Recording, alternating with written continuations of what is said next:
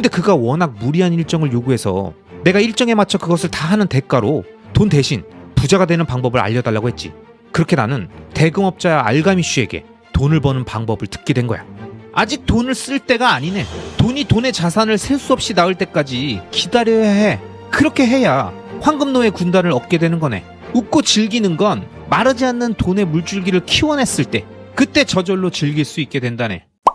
여러분은 어떤 자산에 투자하고 계십니까? 주거용 부동산, 상가, 미국 주식, 비트코인, 금, 각자 자신이 믿고 자신의 상황에 맞다고 생각하는 다양한 자산들을 선별해서 투자할 겁니다. 그런데 여러분, 만약 여러분이 투자하고 있는 그런 자산들이 대부분 없었던 5,000년 전 과거로 간다면 여러분은 어떤 투자를 하시겠습니까? 그때는 당연히 주식도 없고 비트코인도 없고 땅과 금, 곡식, 그리고 대부업 정도가 투자 대상의 전부였을 겁니다. 자, 그럼 그런 상황이 되었을 때 여러분은 어떤 방식으로 부를 축적할 수 있을까요? 지금이 아니라 5,000년 전입니다. 그럼 어떤 방식으로 부를 늘려야 부자가 될 수 있겠냐고요?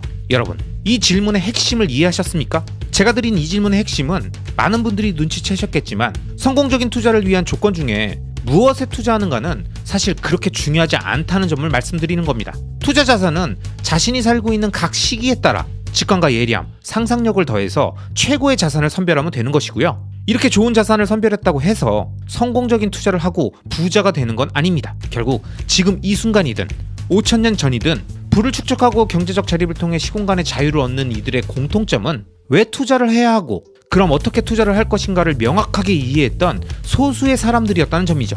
그리고 이런 사실을 가장 정확하게 알려줄 수 있는 역사적인 증거들은 오래된 인류의 기록 속에 존재하는 선조들의 부에 대한 내용들입니다. 이런 측면에서 투자는 본질적으로 수학이 아니라 심리학과 철학, 역사학에 좀 더 가까울 수 있는 거죠. 그리고 인류 역사상 가장 오래된 투자에 대한 구체적인 내용이 담겨있는 기록이라고 할 수 있는 것은 고대 바빌론 시대에 제작되었던 점토속판에 꼼꼼히 기록되어 있는 그 시대 사람들의 돈과 부에 대한 생각과 부자가 되는 방법들입니다. 실제로 수에즈 운하 동쪽으로 600마일 떨어진 지역에서 이 점토판들이 고대 유물로 발견되기 시작하면서 이 점토판의 내용들을 지금으로부터 약 100년 전인 1926년에 그 당시 유명 작가였던 조지 사무엘 클레이슨이 집필한 5,000년의 부를 통해 이 세상에 알려지게 되었습니다. 이 점토판이 제작되었던 바빌론은 메소포타미아 지역에 위치했던 바빌로니아 왕국의 수도였던 도시로서 기원전 18세기에서 기원전 4세기까지 약 1500년간 세계 최대 도시로 번영했던 로마보다 앞선 최초의 국제도시였습니다. 그렇다 보니 바빌론은 동시대의 가장 유복한 도시였고 당연히 시민들은 돈의 가치를 정확히 이해하고 돈을 벌고 관리했고 돈으로 더 많은 돈을 버는 방법들에 관심이 많아서 다양한 금전관리법을 갖고 있었다고 합니다. 결국 5,000년 전이나 지금이나 부강한 국가는 금융업이 발달하고 자국민들의 금융지식이 높아지며 투자의 원칙과 자산관리법이 발달하는 건 자연스러운 흐름인 거죠.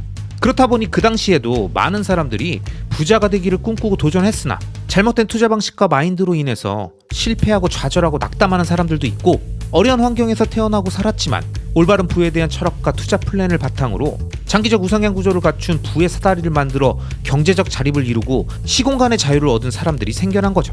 그리고 이제는 시간이 한참 지난 바빌론이라는 고대 도시의 영광은 모두 사라졌지만 그 당시 사람들의 그 지혜는 점토판 위에 꼼꼼하게 기록되고 보존돼서 오늘날의 우리들이 책으로 고대인의 지혜를 살펴볼 수 있게 된 겁니다. 근데 여러분, 정말 놀라운 사실은 5,000년 전 사람들이나 지금 사람들이나 투자의 대상만 바뀌었을 뿐 성공하는 사람들의 투자 마인드와 투자에 대한 철학은 정말 놀라울 정도로 똑같다는 점입니다. 그렇기 때문에 이번 영상은 5,000년의 부에 담겨있는 내용들 중에서 구독자님들께 가장 도움이 될 만한 바빌론에서 가장 부유한 사람 아르카드에 대한 우화를 중심으로 설명드리겠습니다. 자, 그럼 함께 들어보시죠. 옛날 바빌론에 반시르라는 한 인물이 있었습니다. 그는 바빌론의 마차 제조업자로 한때는 많은 돈을 벌어본 적도 있지만 지금은 부자하고는 완전히 멀어진 신세가 되었죠. 어느 날 반시르는 어린 시절 친구였던 콧비와 함께 이런저런 신세 한탄을 하게 됩니다. 아니, 주변에 돈이 이렇게 널려 있는데 우리는 왜 아무것도 가진 게 없는 거야? 친한 친구가 은하 두입만 빌려달라고 하는데도 왜 우린 빌려줄 돈이 없는 거냐고. 도대체 우리는 언제까지 이렇게 일하고 또 일하는 삶을 살아야 하는 거야? 깝깝하다. 이렇게 신세 한탄을 하던 그들은 평생 부자가 되고 싶다는 생각만 했지 한 번도 부를 얻는 방법을 찾으려고 해본 적이 없이 막연히 열심히만 일했다는 걸 알게 된 거죠. 그러면서 자신들은 못했지만 돈을 많이 번 사람들이라면 비결이 있지 않을까? 라는 생각이 들면서 어린 시절 비슷한 처지였던 친구였다가 지금은 바빌론의 최고의 부자가 된 아르카드를 찾아가서 부를 가질 수 있는 비법을 전수해달라고 하기로 합니다. 그들의 어린 시절 친구였던 아르카드는 바빌론뿐만 아니라 먼 나라들까지 이름이 널리 알려져 있는 최고의 부자였습니다. 그는 매년 많은 돈을 지출했지만 쓰는 것보다 더 많은 돈을 벌었기 때문에 막대한 부가 자라나고 있는 거부였죠. 그런데 그 당시 대부분의 사람들은 그가 큰 부를 쌓게 된 것을 행운이라고 생각하며 부러워했습니다. 하지만 아르카드는 늘 가난한 사람은 부를 만드는 방법을 알려고 하지 않거나 알아도 실천하지 않는다라고 말하면서 행운으로 부가 오고 가는 게 아니라고 비관적이고 냉소적인 사람들을 꾸짖었습니다. 이런 성격의 아르카드에게 반시르와 코비가 찾아왔고 그들이 말하는 진실하고 절박한 이야기는 아르카드를 감동시켜서 그들이 그토록 듣고 싶어했던 부의 비밀에 대한 이야기를 들려주기 시작합니다. 일단 아르카드는 오래된 두 친구들에게 이렇게 말합니다. 얘들아, 나는 젊었을 때 사람들에게 행복과 만족감을 주는 게 무엇인지 관찰했고 그 행복과 만족을 증가시킬 수 있는데 부가 꼭 필요하다는 사실을 깨달았어. 부는 가족들을 더 많이 웃게 할 수 있고 좋은 음식을 먹고 건강하게 살 수 있게 해주는 거야. 멀리까지 여행을 하면서 많은 기회와 행복감도 주잖아. 이것을 깨닫고 나서 세상에서 꼭 남부럽지 않은 부자가 되겠다고 결심했지. 그래서 나는 일단 다른 특별한 능력이나 재주는 없으니까 점토판 만드는 일부터 시작하면서 반드시 부자가 되기 위한 방법을 공부해야 한다고 생각했어. 그러던 어느 날 위대한 대금업자 알가미슈가 나에게 방대한 책인 제9법전 범토판 제작을 요청했어. 근데 그가 워낙 무리한 일정을 요구해서 내가 일정에 맞춰 그것을 다 하는 대가로 돈 대신 부자가 되는 방법을 알려달라고 했지. 그렇게 나는 대금업자 알가미슈에게 돈을 버는 방법을 듣게 된 거야. 자, 여러분, 오랜만에 옛날 이야기를 듣는 느낌으로 쭉 따라오고 계셨죠? 재밌죠? 자, 지금부터가 핵심입니다. 바빌론의 유명한 대금업자였던 알가미슈가 점토판 제작자였지만 패기가 있었던 젊은 시절 아르카드에게 돈의 속성과 돈을 관리하는 방법의 핵심을 설명해주는 가장 중요한 내용이 나오니까요. 지금부터 초집중해서 들어보시기 바랍니다. 알가미슈는 나의 부탁에 따라서 돈을 버는 방법에 대해서 알려주기 시작했어. 그는 이렇게 말했지. 돈이란 나를 위해 일하는 노예라네. 그 노예가 벌어들이는 돈은 노예의 자식이니까 그 역시 나의 소유가 되지. 하지만 자네는 지금까지 자네의 모든 돈을 누군가에게 줘버렸기 때문에 가난한 걸세. 모은 돈을 누군가에게 계속 줘버리면 정작 자신에게는 돈을 주지 않았던 거야. 그렇게 되면 누가 돈의 노예인 거지? 부자가 되려면 돈을 쓰지 않고 모은 돈, 즉 노예를 만들어야 하고 그 자손들과 함께 돈을 벌게 해야 하네. 이것을 실천하면 자네가 원하는 그 부를 얻게 될 걸세. 자, 그러면 노예는 어떻게 만들면 될까? 자기가 버는 돈의 일부를 모으면 되는 거야. 그 일부의 규모는 버는 돈의 10분의 1이야. 그 노예를 일하지 않게 하고 땅속에만 묻어놔도 지금 자네가 벌었던 1년만큼의 돈이 생기지 않겠나? 이 돈이 앞으로 자랄 돈나무의 씨앗이지. 돈나무는 일찍 심을수록 더 빨리 자란다는 거네. 성실하고 꾸준하게 10분의 1을 모은 저축이라는 비료와 물로 돈나무는 반드시 크게 자랄 걸세. 나는 그 후로 월급을 받을 때마다 10분의 1을 떼내서 소중하게 간직했지. 그렇게 12개월이 지난 어느 날 알가미슈가 나를 찾아와서 지난 1년 동안 모은 돈으로 무엇을 했냐고 묻길래 나는 벽돌 제조업자인 아즈무르가 먼 바다로 나가 희귀보석을 구해서 그걸 판 돈을 수익으로 나누자는 제안에 동업을 했다고 말했어. 그랬더니 알가미슈가 이렇게 말하더군. 어떻게 보석을 사는 일을 그 일과 전혀 관련 없는 일을 하는 벽돌 제조업자한테 의뢰했단 말인가? 별자리를 제빵업자한테 물어보러 갈 거야? 자네의 돈 노예들은 사라졌다네. 앞으로 보석에 관한 조언이 필요하거든. 보석 상인한테 가고 양에 관해서 물으려면 양치기한테 가서 묻고 밀가루에 대해 묻고 싶거든 빵을 굽는 상인에게 가야 한다는 말일세. 그러니까 조심하게. 돈을 키워본 경험이 없는 사람들의 말을 듣는 것은 그 의견이 틀렸다는 걸 스스로 확인하는 수업료만 치르게 되는 걸세. 결국 알가미슈가 말한 대로 아즈무르가 사온 보석은 가치가 하나도 없는 돌조각이었어. 내 돈나무의 씨앗을 모조리 잃어버린 거지. 그래서 나는 또다시 10분의 1을 모으기 시작했어. 그리고 12개월 후 알가미슈가 다시 찾아왔어. 나는 이번엔 방패 제조업자인 시미야비가 청동을 사는데 투자했고 넉 달마다 이자를 보내온다고 말했어. 알가미슈는 그 이자로 무엇을 했냐고 묻길래 나는 빵을 사고 친구들과 가족을 초대해서 만찬을 즐겼다고 했어. 돈이 부족해서 그동안 못했던 걸 누렸다고 말이야. 그랬더니 알가미슈는 내가 저축의 자식들을 먹어치우고 있다고 하면서 이렇게 말하더군. 아직 돈을 쓸 때가 아니네. 돈이 돈의 자산을 셀 수 없이 낳을 때까지 기다려야 해. 그렇게 해야 황금노예 군단을 얻게 되는 거네. 웃고 즐기는 건 마르지 않는 돈의 물줄기를 키워냈을 때 그때 저절로 즐길 수 있게 된다네.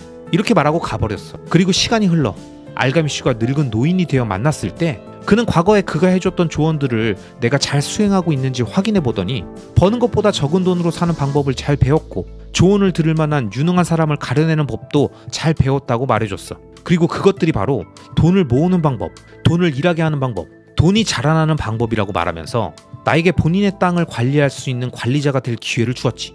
그리고 그 기회를 활용해서 알가미슈에게 배운 모든 걸 그대로 실천했고 성공적으로 그의 수입을 관리했더니 그가 세상을 떠났을 때 내게 배분한 자산을 물려받았어. 여러분, 이 이야기를 들은 분들은 아마 두 가지 유형으로 소감이 갈리실 겁니다. 1번, 뭐 대단한 방법이 있는지 들어봤더니 결국 돈 많은 사람 잘 만나가지고 유산 물려받았구만. 결국 인생 운빨이지 뭐. 2번, 결국 부자가 되겠다는 확고한 신념과 의지가 현인에게 조언을 들을 수 있는 기회와 그 조언을 듣고 하나씩 실행하고 유지했던 그 마인드가 준비된 사람으로 만들어준 거네. 아마 이런 두 가지 반응이지 않을까 생각해보면서 우리 채널의 구독자님들께서는 대부분 2번의 마인드로 생각하실 거라고 봅니다. 암튼 대금업자였던 알가미씨가 알려준 수입의 10분의 1을 투자금으로 확보해 돈을 자신을 위해 일하는 노예라고 생각하고 그 노예가 제대로 일할 수 있게 배치해서 그 노예가 자식을 낳고 또 자식을 낳아 엄청난 노예 군단이 구축될 때까지 돈을 쓰지 말고 기다려야 한다는 말이 매우 인상적이었습니다.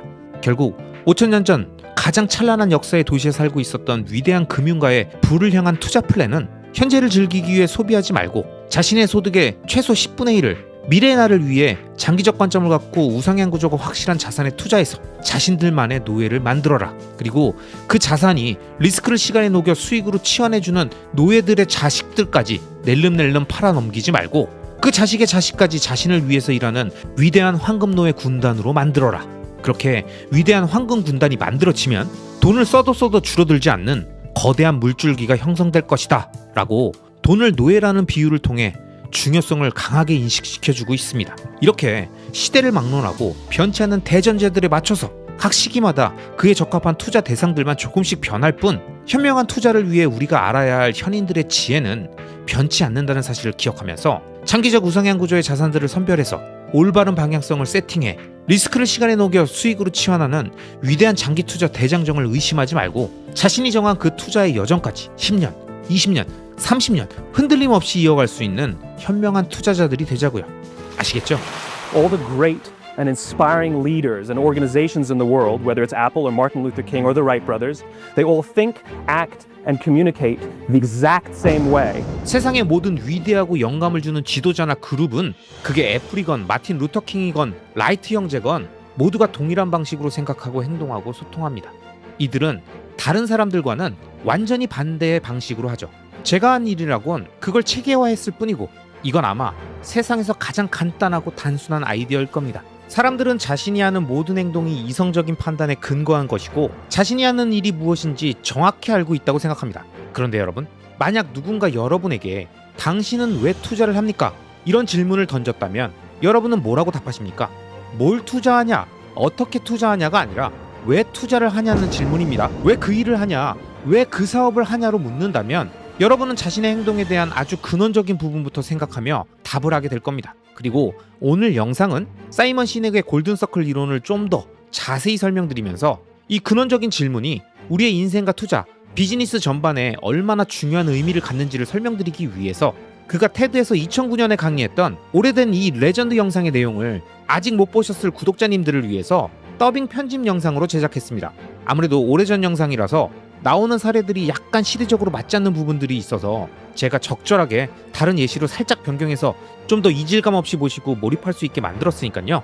전략 커뮤니케이션 전문가로 유명한 사이먼 시넥의 테드 동영상 내용을 함께 보시죠. 우리는 우리가 하는 일을 왜 하는지 알고 있다고 생각합니다. 하지만 세상이 우리가 예상한 대로 진행되지 않을 때 뭐라고 설명할 수 있을까요? 또는 다른 사람들이 예상 밖의 것들을 해낸다면 그땐 뭐라고 설명할 수 있을까요? 예를 들면 애플은 뭐가 그렇게 혁신적이죠? 시간이 지나면 지날수록 애플은 다른 모든 경쟁자들보다 훨씬 혁신적이잖아요. 그래도 애플은 그저 하나의 테크 기업일 뿐입니다. 다른 모든 회사들도 똑같은 조건이에요. 재능 있는 사람들을 영입할 수 있는 기회도 똑같고 활용할 수 있는 에이전트나 컨설턴트, 언론도 다 똑같은데 뭔가 다른 것처럼 보이는 이유가 무엇일까요? 그럼 또 다른 예로 마틴 루터 킹이 시민운동을 이끌게 된 이유는 뭐죠? 마틴 루터 킹이 흑인보호법 이전의 시대를 겪은 유일한 사람도 아니잖아요. 그 당시에 위대한 웅변가로 유일했던 사람도 아니었습니다. 그런데 왜 그였을까요? 자, 그럼 라이트 형제가 조종 가능한 동력 비행기를 처음으로 만들 수 있었던 이유는 뭘까요? 그 당시에 다른 많은 경쟁팀들은 더 능력 있고 자금력도 있었는데 이 사람들을 제치고 이들이 해내지 못했던 걸 어떻게 라이트 형제는 만들어낼 수 있었을까요? 여러분, 여기엔 다른 뭔가가 있습니다. 저는 이걸 찾아냈습니다. 그리고 이 발견을 통해 세상이 어떻게 작동하는가에 대한 저의 관점이 완전히 바뀌게 되었습니다. 이게 제가 세상을 살아가는 방식에도 엄청난 변화를 가지고 왔죠. 그런데 알고 보니 그 안에는 한 가지 패턴이 있었습니다. 자, 세상의 모든 위대하고 영감을 주는 지도자나 그룹은 그게 애플이건 마틴 루터 킹이건 라이트 형제건 모두가 동일한 방식으로 생각하고 행동하고 소통합니다. 이들은 다른 사람들과는 완전히 반대의 방식으로 하죠. 제가 한 일이라곤 그걸 체계화했을 뿐이고 이건 아마 세상에서 가장 간단하고 단순한 아이디어일 겁니다. 그리고 저는 그걸 골든 서클이라고 부릅니다. 왜? 어떻게? 무엇을? 이겁니다. 근데 이 보잘것없는 아이디어가 어떻게 영감을 줄 수 있었을까요? 자, 제가 빠르게 이 개념들을 한번 설명해 보겠습니다. 지구상의 모든 사람들 또는 모든 단체, 그룹들은 자신들이 하는 일이 무엇인지 100% 알고 있습니다. 일부는 그걸 어떻게 하는지도 알아요. 그걸 차별화된 가치 제한이라고 하든 자신만의 전매나 독점물이라고 하든 어쨌든 그 방법을 알고 있습니다. 그런데 그걸 왜 하는지 알고 있는 사람은 거의 드뭅니다. 여기서 왜? Why라는 말은 수익을 내기 위해서라는 뜻이 아닙니다. 그건 결과를 말하는 거죠. 여기서 왜라고 할 때 제가 뜻하는 바는 목적이 무엇인지, 명분이 무엇인지 또는 자신의 믿음이 무엇인가를 묻는 겁니다. 왜 여러분의 조직이 존재하는 겁니까? 이렇게요. 그런데 대부분의 사람들이 생각하거나 소통하는 방식, 소통하는 방법은 골든서클 밖에서 안으로 향하고 있습니다. 사실 이건 당연한 겁니다. 우리의 사고 흐름은 확실한 것에서 불분명한 쪽으로 움직이니까요. 하지만 통찰력 있는 지도자들이나 그룹은 크기나 분야와 관계없이 모두가 서클의 안에서 바깥쪽으로 생각하고 행동하고 소통합니다. 자, 예를 들어 설명해 보겠습니다. 저는 애플 제품을 씁니다. 왜냐? 제품들이 이해하기가 쉬워요. 다른 사람들도 그렇겠죠. 만약 애플이 다른 기업과 똑같았다면 애플의 마케팅 메시지는 이런 식이었을 겁니다. 우리는 대단한 스마트폰을 만듭니다. 제품은 아름답고 사용하기 편하죠. 구입하시겠습니까? 이게 뭐야? 뭔가 이상하잖아요. 애플스럽지 않잖아요. 근데 이게 우리가 알고 있는 대부분의 소통 방식입니다. 그렇게 대부분의 마케팅이 이루어지고 대부분의 판매도 이런 식이에요. 그리고 우리들의 대부분도 사람들끼리 이렇게 소통합니다. 우리가 무엇을 하는지 말하고 우리 자신이 어떻게 다른지, 어떻게 우수한지 말한 다음에 구매나 투표, 뭐 이런 리액션들을 기대하는 패턴인 거죠. 여기 새로운 로펌이 있습니다. 저희는 최고의 변호사와 수많은 의뢰인이 있죠. 의뢰인들을 위해 언제나 최고의 서비스를 제공하겠습니다. 여기 새로운 자동차가 있습니다. 연비가 최고죠. 좌석 시트는 가죽이고요. 저희 차를 사주세요. 이런 말들에는 영감이 없습니다. 감성이 없어요. 하지만 애플은 이렇게 소통합니다. 우리가 하는 모든 건 기존의 틀에 도전하는 겁니다. 우리는 다르게 생각해야 한다고 믿습니다. 기존의 것에 도전하는 방법은 제품을 아름답게 디자인하고 사용하기 쉽게 사용자들에게 친숙하게 만드는 것입니다. 그리고 저희가 대단한 제품을 하나 만들었습니다. 한번 사보시겠습니까? 완전히 다른 접근 방법이죠. 하나 사고 싶어지지 않습니까? 근데 제가 한 거라곤 정보의 순서를 뒤바꾼 것 뿐입니다. 자, 보세요. 사람들은 당신이 한 일을 구매하는 게 아니라 당신이 왜 그런 걸 했는지 그 이유를 구매하는 겁니다. 사람들은 그들이 한 일을 구매하는 게 아니라 그들이 왜 그런 걸 했는지 그 이유를 구매하는 거라고요. 이것이 바로 여기에 계신 모든 분들이 애플의 스마트폰을 구입하는 게 마음 편한 이유인 거죠. 그뿐입니까? 우리는 애플의 에어팟을 사는 것도 아주 편하고요. 애플의 노트북이나 와치를 사는 것도 마찬가지입니다. 하지만 제가 앞에서 말씀드린 것처럼 애플은 그저 테크 회사일 뿐이에요. 다른 경쟁사들에 비해서 구조적으로 다른 건 아무것도 없습니다. 결국 사람들은 누군가가 만든 것을 사는 게 아니라 그 이유를 사는 겁니다. 여러분, 목표는 우리가 가진 것을 사려고 하는 사람들을 대상으로 비즈니스를 하는 게 아닙니다. 목표는 우리가 믿는 것을 믿는 사람들과 비즈니스를 하는 거예요. 여기 가장 좋은 예가 있습니다. 참고로 제가 말씀드리는 어떤 것도 제 의견이 아닙니다. 이건 모두 생물학적 기본 정신에 근거를 둔 거예요. 심리학이 아니라 생물학이요. 자, 인간의 두뇌의 단면을 보면 위로부터 아래 방향으로 볼 때 인간의 두뇌는 사실 3개의 중요 부위로 이루어져 있습니다. 이게 골든 서클과 완벽한 연관성을 갖고 있어요. 우리의 뇌에는 심피질이라는 게 있습니다. 그게 여기 있는 와세 레벨이에요. 이 신피질은 우리의 모든 이성적이고 분석적인 사고와 언어를 담당합니다. 그리고 중간에 두 섹션은 변연 피질로 이루어져 있습니다. 이 부위는 우리의 감정을 담당합니다. 믿음이나 충성심 이런 것들이죠. 이 변연 피질은 인간의 모든 행동과 결정을 담당하지만 언어와는 무관합니다. 그러니까 골든 서클상 우리가 바깥에서 안쪽으로 소통하게 될 때는 사람들이 수많은 양의 복잡한 정보를 이해해야 되는 거예요. 특색이나 이점, 사실이나 모양 같은 것들이요. 하지만 그게 행동으로 이어지지는 않습니다. 반대로 우리가 안에서 바깥으로 소통하게 된다면 우리의 행동을 제어하는 뇌의 일부에 직접적으로 말하는 게 되는 겁니다. 그래서 사람들로 하여금 자신이 말하고 행동하는 현재의 모든 상태를 합리화하도록 만드는 거예요. 이곳이 바로 직관적인 결정이 이루어지는 곳입니다. 아시다시피 사람들은 종종 다른 이들에게 모든 사실과 정보를 주지만 그들은 이렇게 말합니다. 난 그런 걸 다 알고는 있지만 뭔가 느낌이 좀 아닌 것 같아. 그런데 사람들은 왜 그런 걸 느낌이라고 말할까요? 왜냐면 결정을 관장하는 뇌의 부위가 언어를 관장하지 않기 때문입니다. 그러니까 우리가 기껏 할 수 있는 최선은 모르겠어, 뭔가 느낌이 아닌 것 같아 인 거예요. 이렇게 마음이나 생각을 따르기도 한다는 겁니다. 이런 모든 게 여기 언어가 아닌 의사결정을 관장하는 뇌의 한 부분인 사람들의 되뇌 변연계에서 일어납니다. 자, 그럼 생각해보세요. 만약 여러분이 하는 일을 스스로 왜 하는지 모르는데 어떻게 다른 사람들을 자기 편이 되게 할 수 있겠습니까? 어떻게 여러분의 물건을 팔 수 있겠어요? 그리고 더 나아가서 사람들이 여러분이 하는 일에 같이 참여하고 동조해 주겠습니까? 다시 말씀드리지만 목표는 그저 여러분이 가진 것을 다른 사람에게 팔아치우는 것이 아니라 여러분이 믿고 있는 바를 함께 믿고 있는 다른 사람에게 파는 겁니다. 목표는 그저 직장이 필요한 사람을 고용하는 게 아니라 여러분이 믿고 있는 바를 믿는 사람을 고용하는 거예요. 제가 항상 말하는 것인데요. 그저 일할 수 있는 사람이라고 해서 고용하면 그 사람은 돈을 위해서 일합니다. 하지만 여러분이 믿고 있는 바를 믿는 사람을 고용하면 그들은 피땀 눈물로 혼신을 다해서 일할 겁니다.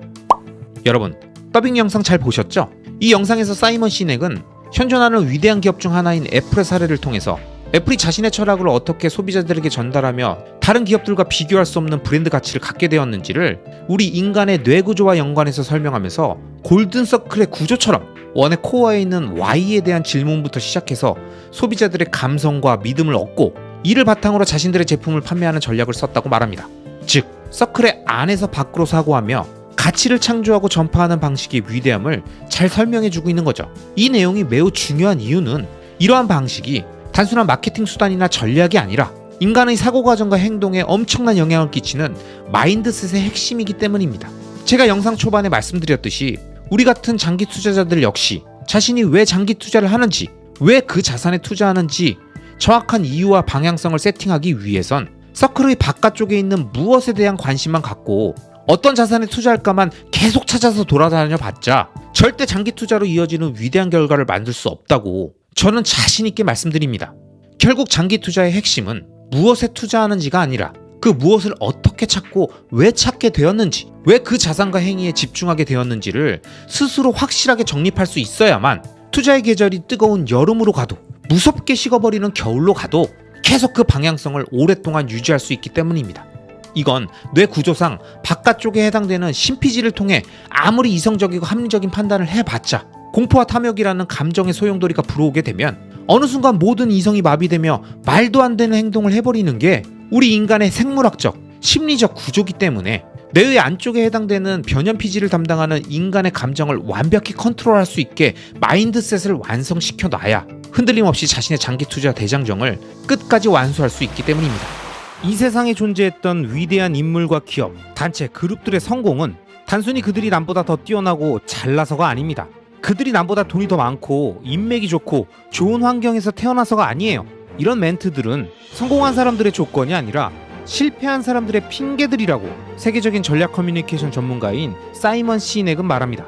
이 세상을 바꾼, 인류의 역사를 바꾼 위대한 발명과 이를 알아본 얼리어답터들이 어떻게 캐즘을 통과해서 혁신의 확산 법칙을 증명했는지, 그리고 위대한 가치를 말하며 수많은 사람들을 하나로 만들 수 있었던 놀라운 역사적 사건의 핵심에 왜 믿음과 신념이 필요한 것인지를 정확히 이해하시게 될 겁니다.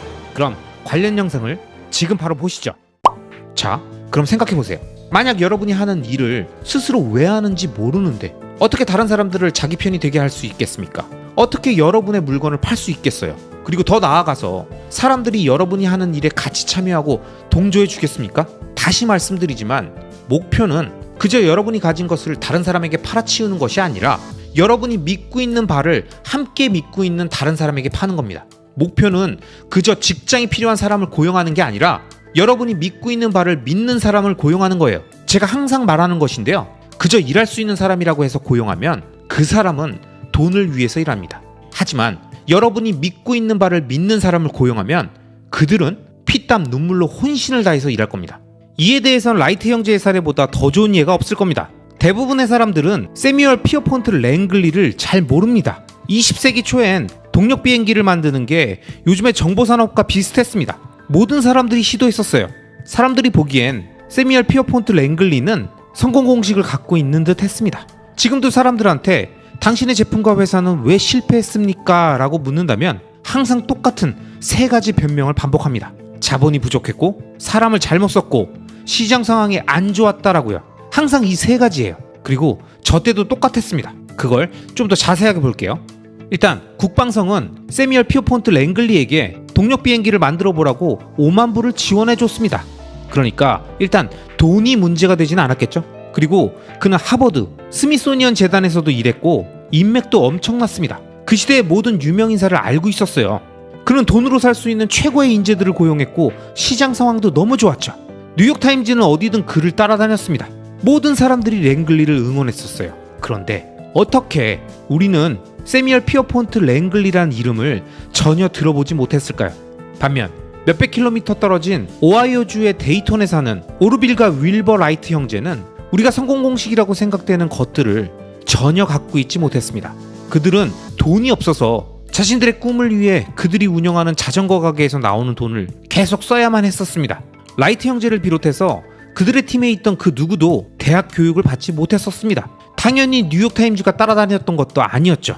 근데 오르빌과 윌버 라이트 형제가 세뮤얼 피어폰트 랭글리와 다른 차이점은 대의명분을 갖고 움직였다는 겁니다. 목적과 신념이 있었다는 거예요. 그들에게는 동력 비행기를 만들면 세상을 바꿀 것이라는 믿음이 있었던 겁니다.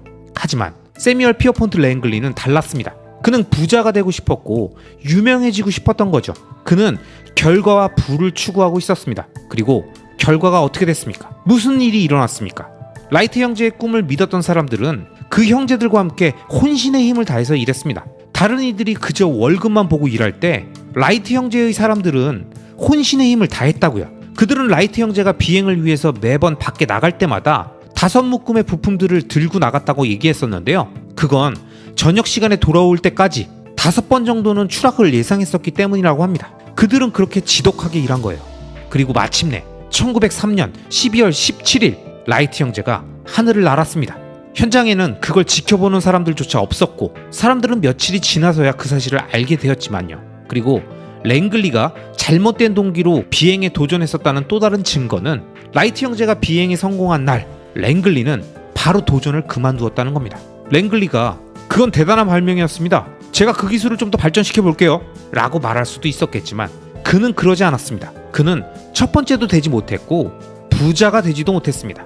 그는 유명해지지 못하니까 그냥 바로 그만뒀던 거예요. 이제 아시겠죠? 사람들은 여러분이 하는 일을 사는 게 아니라 당신이 왜 그 일을 하는지 그 이유를 사는 겁니다. 여러분이 믿는 바를 말하면 그걸 믿는 다른 사람을 끌어당길 수 있습니다. 그렇다면 여러분이 믿는 바를 믿는 사람을 끌어당기는 게 왜 중요할까요? 여러분, 혁신의 확산 법칙이라는 게 있습니다. 그 법칙을 모른다고 하더라도 분명히 이 용어는 대충이라도 알고 계실 겁니다. 자, 지금부터 제가 설명드릴게요. 전체 인구의 상위 2.5%가 우리 사회의 이노베이터, 즉 선도 수용자들입니다. 그 다음에 13.5%가 얼리 어답터, 즉 조기 수용자이고 그 다음 34%가 앞서가는 초기 대중에 속하고 그 다음 34%는 후기 대중, 마지막으로 16%는 완전히 뒤처져 있는 말기 수용자들이죠. 참고로 이 마지막 16%의 사람들이 스마트폰을 사는 유일한 이유는 더 이상 다이얼 전화기를 살 수 없기 때문입니다. 이 모델로 생각해보면 우리는 모두 어떤 시기, 어떤 위치인가에 자리하고 있겠죠. 하지만 혁신의 확산 법칙이 말하는 바는 우리가 대량 판매에 성공하고자 한다면 또는 매스마켓에서 자신의 아이디어가 받아들여지기를 바란다면 이런 임계점, 티핑 포인트를 건드리기 전까진 불가능하다는 겁니다. 15에서 18% 정도의 시장 진입이 이루어져야 비로소 비즈니스의 체계가 잡히게 됩니다. 그래서 저는 사업가들한테 이렇게 묻는 걸 좋아합니다. 신규 비즈니스의 전환율이 어느 정도인가요? 그러면 그들은 자랑스럽게 한 10% 정도 되죠? 라고 답합니다. 근데 우리가 어떤 사업을 하든 10%가 넘는 고객이 있을 수도 있습니다. 어디에나 그냥 구입하는 10% 정도가 있을 수 있거든요. 근데 그 사람들을 얼리 어답터라고 착각하면 안 됩니다. 그건 마치 사람들이 그냥 구매할 것 같은데? 라는 느낌인 거예요. 여기서 우리에게 중요한 건 많은 사람들이 아직 우리의 제품을 구매하지 않고 있을 때 우리와 함께하는 얼리 어답터들을 어떻게 찾아낼 것인가? 이겁니다. 바로 여기 10에서 16%의 이 작은 차이를 극복해야 된다는 거죠. 이걸 제프리 무어는 균열의 극복, 캐즘이라고 부른 겁니다. 그 이유가 바로 초기 대중은 다른 누군가가 먼저 하기 전에는 아무것도 시도하지 않기 때문입니다. 여기 이 사람들, 이노베이터와 얼리 어답터들은 그런 직감적인 결정을 하는데 매우 익숙한 사람들이에요. 그들은 직관적인 판단을 하는 것을 더 편하게 생각합니다. 그들의 이런 결정은 어떤 상품이 쓸만한지를 보는 게 아니라 세상에 대한 그들의 믿음과 신념에 따라서 구매를 한다는 겁니다. 이들은 6시간이나 줄을 서서 처음 나온 아이폰을 구매하는 사람들이에요. 그 다음 주만 되면 그냥 가게로 걸어 들어가서 진열대에서 물건을 바로 살 수 있는데도 말입니다. 이들은 새로운 디바이스가 처음 나왔을 때 코액을 지불하는 사람들이라니까요. 그 기술이 수준 이하임에도 불구하고요. 어쨌든 이 사람들은 기술이 대단해서가 아니라 자기 자신을 위해서 구매를 합니다. 자신들이 첫 주자가 되고 싶기 때문입니다. 자, 다시 말씀드립니다. 사람들은 여러분들이 한 일의 결과를 사는 게 아니라 그 이유를 삽니다. 그리고 여러분들이 한 일은 여러분들이 믿는 바를 증명할 따름입니다. 사실 사람들은 그들이 믿는 것을 증명할 만한 일을 하게 됩니다. 어떤 사람이 처음 출시된 지 6시간 만에 아이폰을 사는 이유, 6시간이나 줄을 서 있는 이유는 그들이 세상에 대해서 믿고 있는 것 때문입니다. 그리고 다른 사람들에게 그걸 보여주고 싶기 때문인 거죠. 자신이 첫 번째라는 걸요. 자, 또 다른 혁신의 확산 법칙의 성공 사례를 말씀드리겠습니다. 1963년 여름 25만 명의 사람들이 마틴 루터킹 목사의 연설을 들으려고 워싱턴 광장에 모여들었습니다. 그들은 광고도 하지 않았고요. 날짜를 확인할 수 있는 웹사이트도 없었습니다. 그런데 어떻게 그렇게 할 수 있었을까요? 그리고 킹 목사는 미국에서 유일한 위대한 웅변가도 아니었습니다. 미국의 흑인 인권법 이전 시절에 살아남았던 단 한 명의 미국인이었던 것도 아닙니다. 사실 그의 일부 생각은 썩 좋지 못했어요. 하지만 그에게는 재능이 있었습니다. 그는 사람들에게 미국에서 무엇이 바뀌어야 되는지를 말하고 다니지 않았습니다. 그는 그 자신이 믿는 바를 말하고 다녔습니다. 저는 믿습니다. I believe, I believe, I believe. 이렇게만 말했죠. 그의 신념을 믿는 사람들은 그의 이유를 받아들였고 결국 자신의 것으로 삼아서 사람들에게 말하고 다녔습니다. 그들 중에 일부는 심지어 더 많은 사람들을 모으기 위해서 노력했어요. 그리고 놀랍게도 25만 명의 사람들이 그의 연설을 듣기 위해서 그날 그 시간에 모였습니다. 근데 킹 목사를 위해서 나온 사람들이 몇이나 됐을까요? 제로. 전혀 없었습니다. 사람들은 모두 자기 자신을 위해서 모인 겁니다. 그들을 8시간이나 버스를 타고 거기까지 오게 한 것은, 그들을 8월의 땡볕에 워싱턴 광장에 서게 만든 것은 바로 그들이 미국에 대해서 믿고 있었던 것 때문이었습니다. 흑인 대 백인의 문제가 아니라 그들이 믿는 것 때문이었어요. 청중의 25%는 백인이었습니다. 킹 목사는 이 세상에 두 가지 법이 있다고 믿었습니다. 더 높은 권위로 만들어져 있는 법과 인간이 만든 법이 있다는 거죠. 인간이 만든 법이 더 높은 권위로 만들어져 있는 법과 일치할 때까지 우리는 정의로운 세상을 사는 게 아니라고 말한 겁니다. 흑인 인권법 운동은 그가 자신의 대의를 실현할 수 있는 완벽한 기회였습니다. 그리고 사람들은 그를 위해서가 아니라 그들 자신을 위해서 따랐던 겁니다. 그리고 그는 나에겐 꿈이 있습니다 라고 연설을 했죠. 나에겐 계획이 있습니다. 이게 아니라요. 여러분, 우리 주변 사람들에게 영감을 불어넣거나 자신에게 영감을 줄 수 있는 사람을 찾는 능력을 지닌 사람은 왜? Why라고 말을 시작하는 바로 그 사람들입니다.